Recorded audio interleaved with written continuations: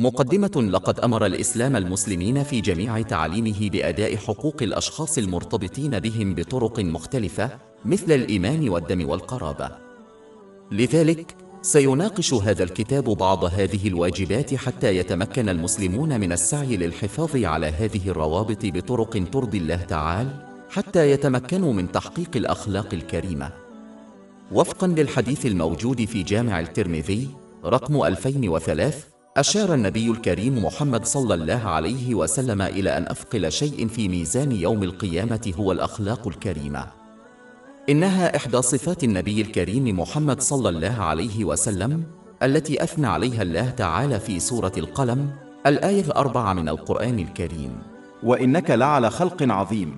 لذلك فإن من الواجب على جميع المسلمين أن يتعلموا ويعملوا بتعاليم القرآن الكريم وسنة النبي محمد صلى الله عليه وسلم ليصلوا إلى الأخلاق الحميدة. الجيران. إن العلاقة التالية التي يجب على كل مسلم أن يحافظ عليها ويؤدي حقوقه هي الجيران.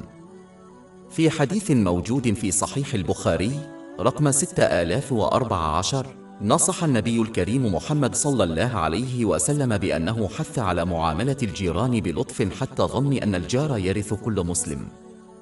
ومن المؤسف أن هذا الواجب غالباً لا يتم إهماله، على الرغم من أن معاملة الجيران بلطف هي جانب مهم من جوانب الإسلام.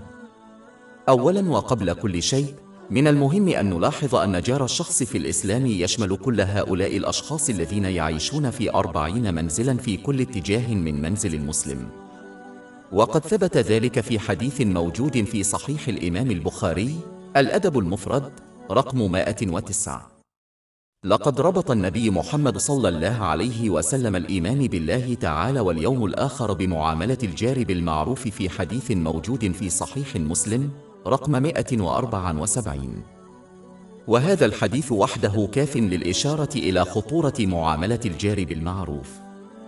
وهناك حديث موجود في صحيح الإمام البخاري الأدب المفرد رقم 119 يحذر من أن المرأة التي تؤدي واجباتها وتؤدي تطوعات كثيرة ستذهب إلى النار لأنها أساءت معاملة جيرانها بكلامها. وإذا كان هذا هو الحال بالنسبة لمن يؤذي جاره بالكلام، فهل يمكن للمرء أن يتخيل خطورة إيذاء الجار جسدياً؟ يجب على المسلم أن يتحلى بالصبر عندما يسيء جاره معاملته، بل يجب على المسلم أن يعاملهم بالمعروف في مثل هذه الحالات. إن رد الجميل بالإحسان ليس بالأمر الصعب، والجار الصالح هو الذي يرد الأذى بالإحسان. ينبغي للمسلم أن يحترم خصوصية جاره، وفي نفس الوقت يحييه ويقدم له المساعدة دون أن يكون متطفلاً عليه، ويجب دعمه بكل الوسائل المتاحة كالدعم المالي أو المعنوي. ينبغي للمسلم أن يستر عيوب جيرانه دائماً، فمن ستر عيوب غيره ستر الله تعالى عيوبه، ومن كشف عيوب غيره كشف الله تعالى عيوبه وفضحه علانية. وقد ثبت هذا في حديث موجود في سنن أبي داود رقم 4880.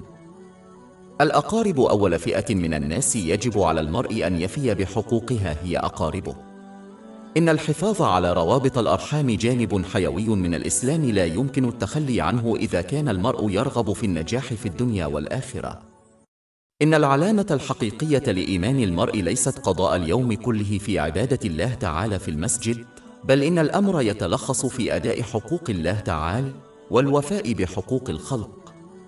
ومن أهم حقوق الخلق الحفاظ على روابط الأرحام.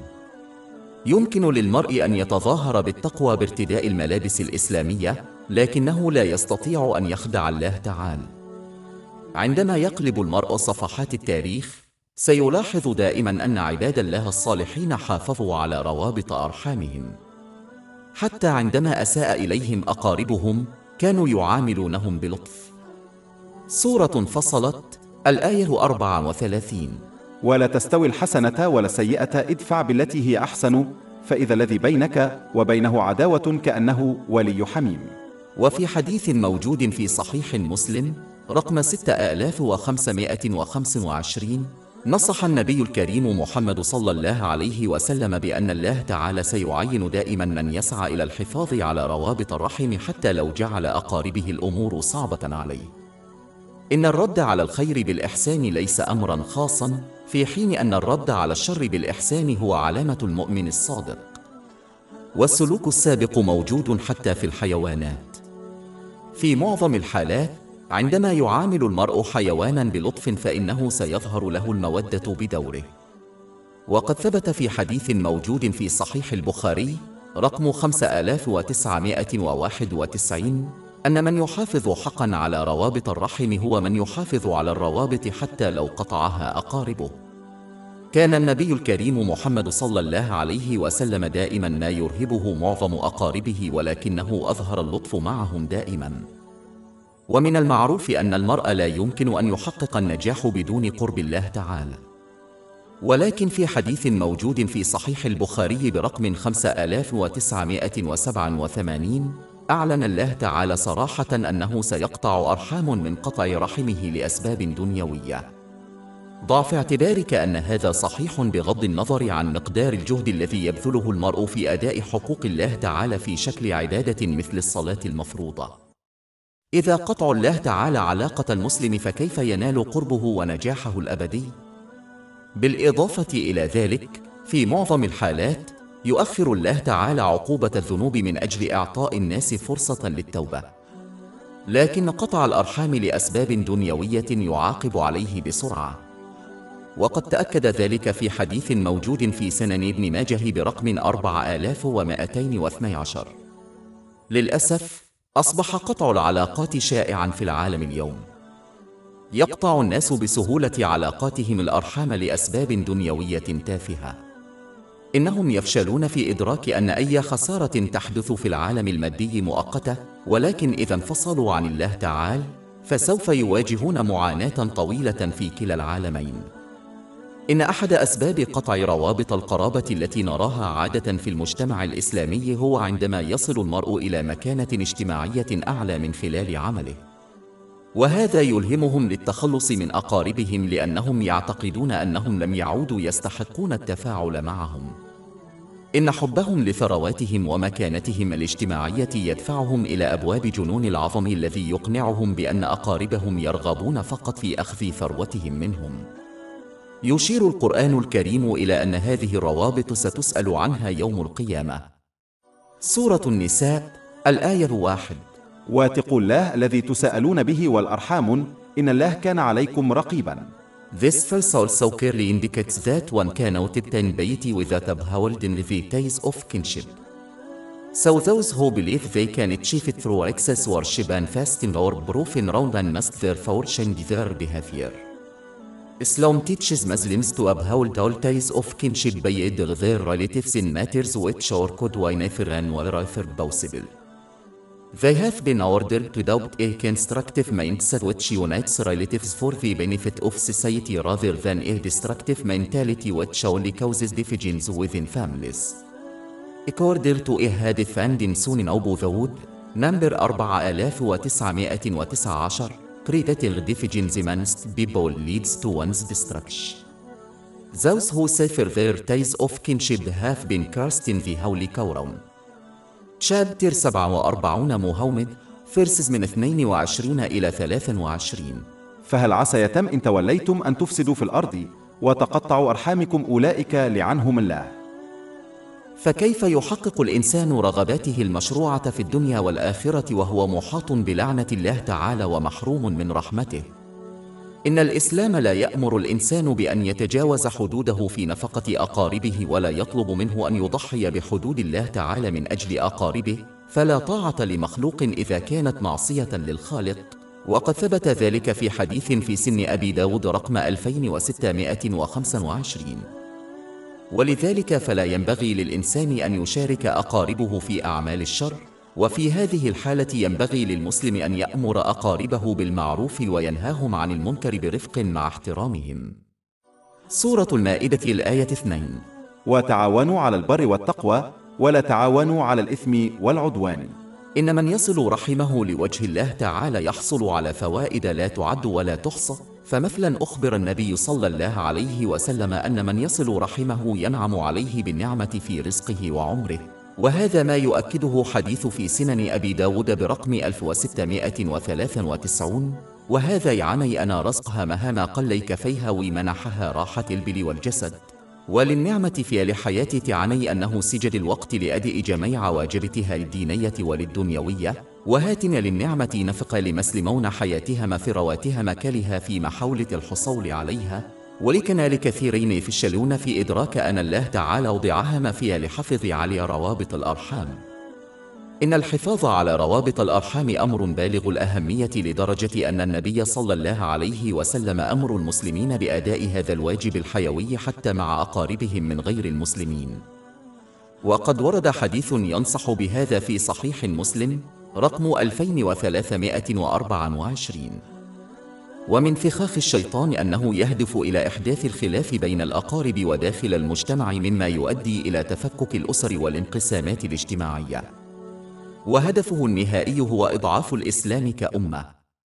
ومن المؤسف أن البعض أصبحوا سيئي السمعة بسبب الضغائن التي تستمر لعقود من الزمان وتنتقل من جيل إلى جيل، فالشخص يعامل قريبه معاملة حسنة لعقود من الزمان، ولكن بسبب خطأ أو جدال واحد يقسم الأخير ألا يتحدث إليه مرة أخرى. وقد حذر النبي الكريم محمد صلى الله عليه وسلم في حديث موجود في صحيح مسلم رقم 6526 من أنه لا يجوز للمسلم أن يقطع صلته بمسلم آخر بسبب أمر دنيوي أكثر من 3 أيام. وإذا كان هذا هو الأمر فيما يتعلق بقطع العلاقات مع غير الأقارب، فهل يمكن للمرء أن يتخيل خطورة قطع العلاقات مع الأقارب؟ وقد أجاب عن هذا السؤال صحيح البخاري برقم 5984، وقد صرح النبي محمد صلى الله عليه وسلم بأن من قطع قريبه لأسباب دنيوية لا يدخل الجنة. ويجب على الإنسان أن يتأمل الآيات والأحاديث التي تناقش هذا الموضوع المهم، وأن يدرك أنه إذا لم يغلق الله تعالى أبوابه أو يقطع صلاته بالناس بعد عقود من المعاصي، فلماذا يتخلى الناس عن أقاربهم بسهولة بسبب أمور دنيوية صغيرة؟ يجب أن يتغير هذا إذا أراد الإنسان أن يظل ارتباطه بالله تعالى سليماً.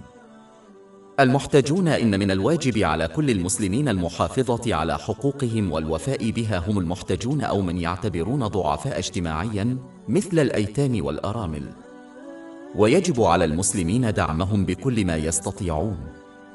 ومن جوانب هذا الدعم التبرع بالصدقة الواجبة إذا كانت واجبة عليهم.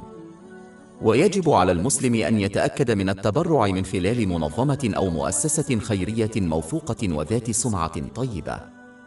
تناقش العديد من الآيات والأحاديث حول أهمية التبرع بالصدقة التطوعية، مثل الحديث الموجود في صحيح مسلم رقم 1671. وينصح بأن الصدقة واجبة كل يوم على كل مسلم.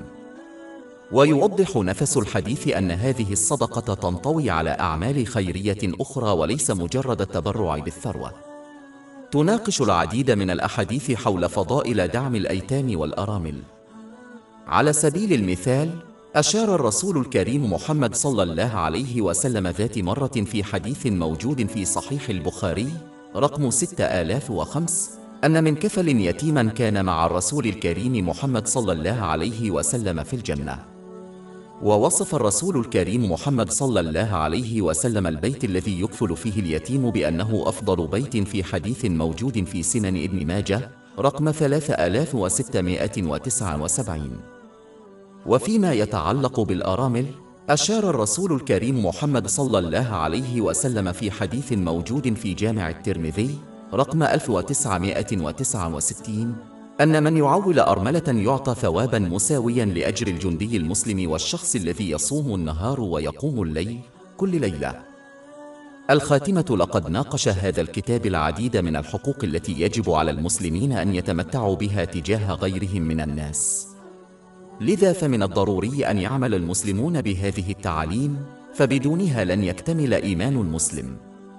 ومن هذا المنطلق فإن الإيمان يتكون من نصفين: النصف الأول هو أداء حقوق الله تعالى، والنصف الثاني هو أداء حقوق الناس. وبالتالي فإن إيمان المسلم لن يكتمل إلا إذا أدى النصفين.